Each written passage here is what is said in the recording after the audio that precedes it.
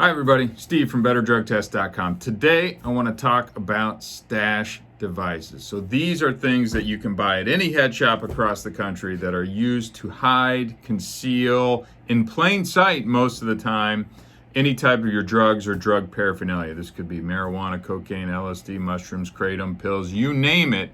These devices are made to blend in and sit in your son, daughter's, husband, wife, loved one's room, and you wouldn't even know from just looking around the room that they're sitting there. Let me show you a couple examples.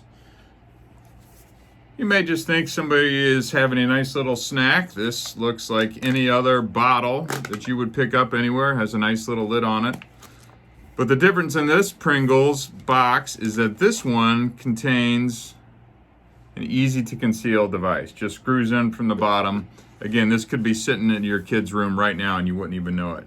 One of the things that you'll kind of take away from this video today is you might have to do a little closer inspection if that Pringles bottle has been sitting in there for a little bit too long.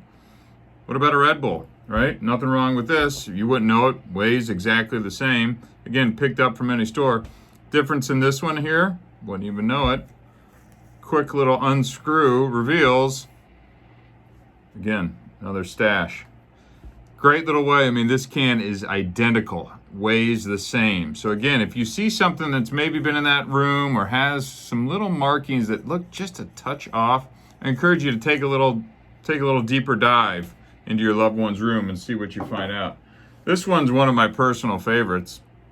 Nothing wrong here. That's a Diet Coke, right? You can open this up, label, fluid, color all the same. Only difference here is quick half turn. Boom.